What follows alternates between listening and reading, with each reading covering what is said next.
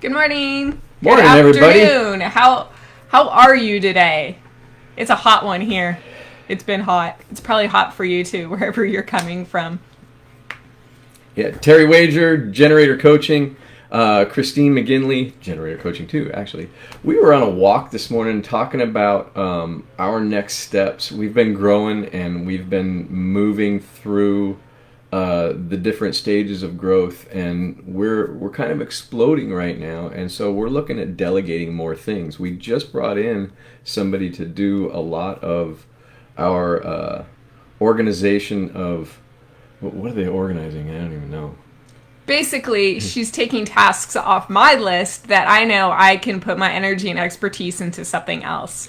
And that's what we teach. That's what we teach ourselves, is what to delegate. I mean, in Starbucks, there's so many different things, and there's so many reasons to delegate. To really grow, we've got to expand what's going on for everybody, and to start taking things off your plate.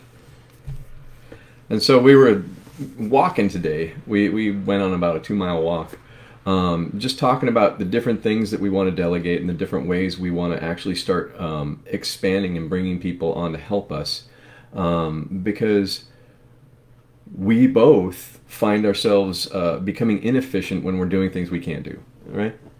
Well, I mean, we can YouTube like everybody else and Right. figure out how to do it on our own. But, I mean, what good does that really do? We could spend that time doing things that we're more experts at. I mean, everybody's found themselves doing that. I mean, when you want to get your hair cut, yeah, you can do it yourself and have a really basic cut, or you go out and find a professional that can do it more efficiently. Like, my hair is a little more complex, I would say. I guess, and I'm a fan of YouTubing things real quick. The other day, I actually YouTubed how to clean my pool because I know how to do it, but I forget a lot in between the beginning of each year, and then I do it every couple of months. And so I'll do that, but we were also talking about going ahead and hiring somebody to do that, so I don't have to spend the time doing that.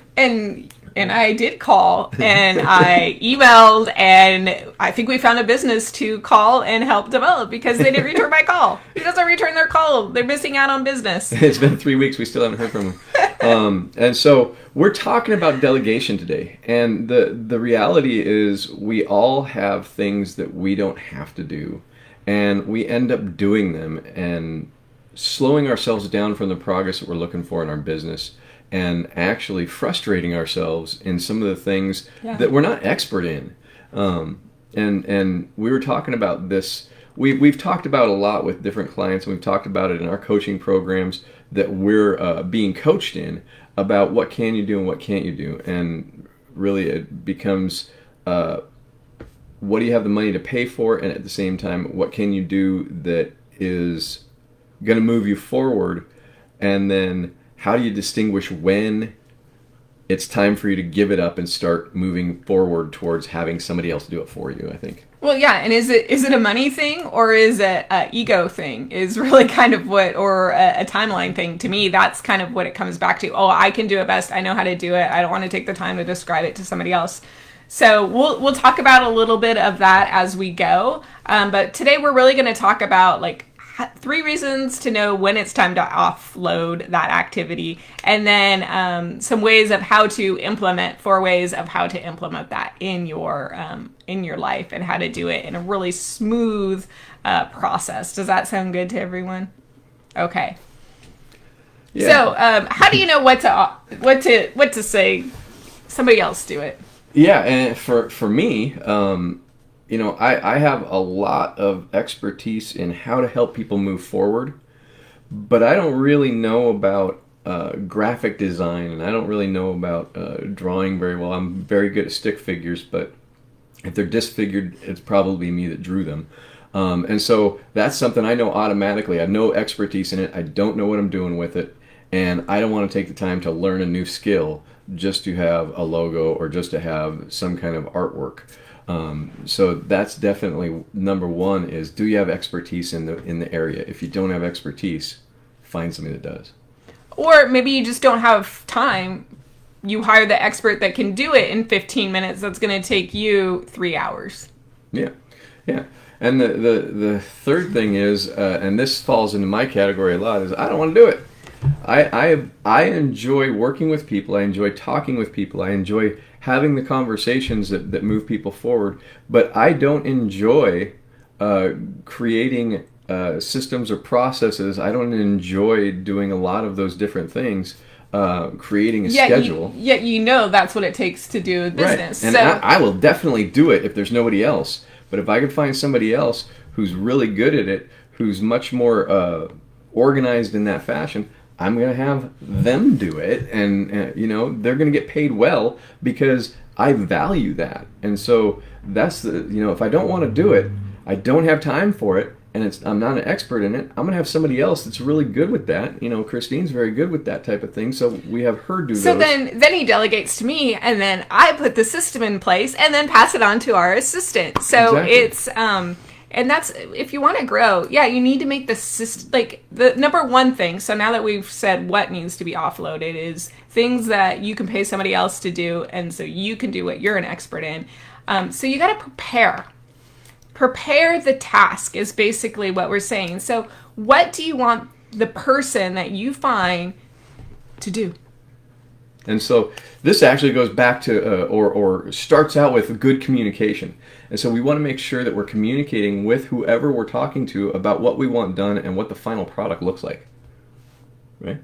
Yeah, that's exactly it. And knowing yourself what the little tricks are, how you do it, how much time it takes you to do it, and then somebody who's best suited. How do you find that person? And there's a lot of ways of looking at that. And whether it's Fiverr or ask for a referral, who's doing it for somebody else, following what their work is, wherever that may be, looking at the reviews. That's why reviews are really important. Or if somebody can really niche and they're experts at that one thing that you need done, they're probably going to be able to do it really fast. Yeah, dedicated VAs. So, and it's funny because we're talking about preparing for the task and having that communication. And we know this because we've had a couple of different things in our process of growth that I'm like, I don't know how to organize this into a task that's working for me. I don't have a real system. And so then Christine's like, I can create one, and she creates one, and I didn't give my input or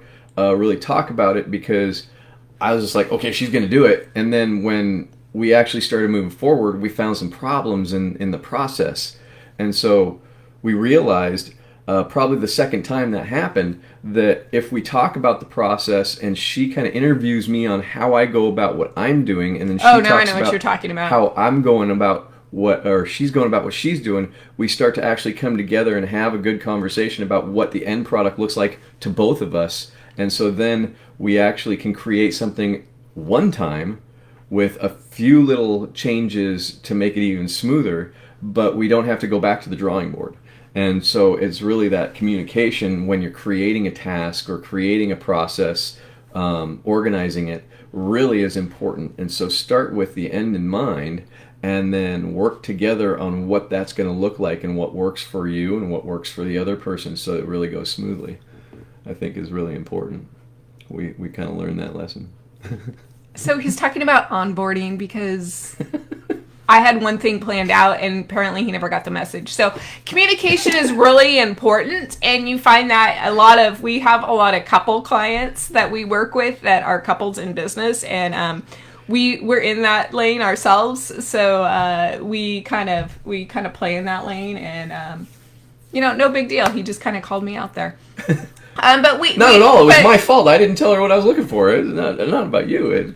We both didn't communicate, and so it was a thing that we realized in our process is the number one thing when we're preparing for a task. Let's talk about what it's going to look like at the end together, because she created a process that worked really good. I just didn't tell her what I wanted in it, and so we had to go back to the drawing board. And that is what you're talking about, right? Onboard, yeah. The onboarding process, because that's something that's really integral that she was really good at, but I didn't understand it. And so then when we started to really talk about what I was thinking and what she was thinking, we really came together, and it's much more smooth. And we still have kinks to work out here and there, but much more smooth when we both talk about what we're looking at in the end. Right? Well, So we're preparing for the task. What does it look like? Why do you want to let it go? Who's best suited for it? What support does he or she need to complete the task? Are you giving them the information that you want? Is there a weekly check-in like we were talking about in the opening of this? We go on a walk in the morning and kind of get inspired. We already kind of know what our day looks like, where the gaps are, you're on a walk and people book calls, which is great too. That happens too. And so we just kind of shift. But when you start to delegate, you want to do small things because you don't want to offload a huge project that you don't know if they're going to happen, because that's where the frustration comes in, is that you haven't been clear in your request of what you're looking for, or what you want in the end. Exactly. And having different people, and different people have bigger strengths, and you kind of just need to let them work through it as well, and kind of find the tweaks, and then you're going to find the tweaks, and then you're going to get on the same page as you go. People have different motivations for different things. And so we're preparing for the task, and you want to start small with often like check-ins, or even, before you hire them full-time, you have them do a project before you give them the next project. Right. And the best way to communicate is using technology, in my mind, to aid in that delegation.